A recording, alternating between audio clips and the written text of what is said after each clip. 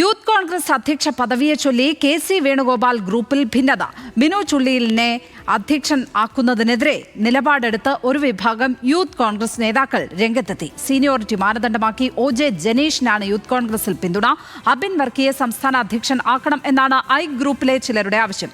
PR. Praveena ചേരുന്നു തിരുവനന്തപുരത്ത് നിന്ന്. പ്രവീണ, യൂത്ത് കോൺഗ്രസ് സംസ്ഥാന അധ്യക്ഷനെ കണ്ടെത്താനുള്ള ഓരോ ശ്രമങ്ങളും പരാജയപ്പെട്ടു പോവുകയാണോ? അതിന് ഉത്തരം കണ്ടെത്താനാകാതെ കുഴങ്ങുകയാണോ കോൺഗ്രസ് നേതൃത്വം?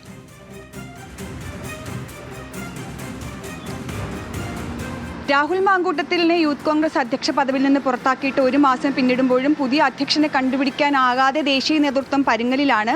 ഒരു പേരിലേക്ക് ബിനു ചുള്ളിയിൽ എന്ന കെ.സി. പക്ഷത്തിന്റെ ഏറ്റവും പ്രധാനപ്പെട്ട ഒരു യുവ നേതാവിലേക്ക് എത്തിയിട്ടുണ്ട്. പക്ഷേ ഇവിടെ പ്രധാനമായി ഉയരുന്ന പ്രശ്നം കെ.സി. വേണുഗോപാൽ പക്ഷത്ത് തന്നെ ബിനു ചുള്ളിയിലിന് എതിർപ്പുകൾ ഉണ്ടാവുകയാണ്. കെ.സി. പക്ഷക്കാരനായ ഒ.ജെ. ജനീഷിന് സീനിയോറിറ്റി മാനദണ്ഡമാക്കി കെ.സി. പക്ഷം പിന്തുണ കൊടുക്കണമെന്നുള്ളതാണ് ഈ പക്ഷത്തിലെ തന്നെ ഒരു വിഭാഗത്തിന്റെ ആവശ്യം. അങ്ങനെ കെ.സി. ഗ്രൂപ്പിലും ഭിന്നത ഉടലെടുത്തതോടുകൂടി ബിനുവിന്റെ പേര് ദേശീയ നേതൃത്വം അംഗീകരിക്കാനിരിക്കെ വലിയ ഭിന്നതയിലേക്കും വലിയ പരുങ്ങലിലേക്കും കാര്യങ്ങൾ നീങ്ങുകയാണ്. അതിനോടൊപ്പം തന്നെയാണ് ഇപ്പോൾ ഐ ഗ്രൂപ്പ് അവരുടെ നിലപാട് പരസ്യമായി പറഞ്ഞുകൊണ്ടിരിക്കുന്നതും. അബിൻ വർക്കിയെ ഈ തെരഞ്ഞെടുപ്പ് മാനദണ്ഡങ്ങൾ അട്ടിമറിക്കാതെ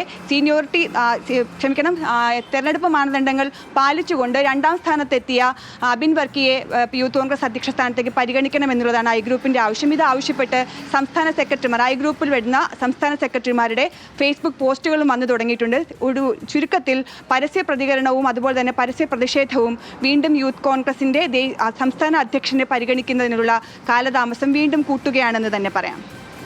പി.ആർ. പ്രവീണ തിരുവനന്തപുരത്ത് നിന്നും വിവരങ്ങൾ പങ്കുവച്ചത്.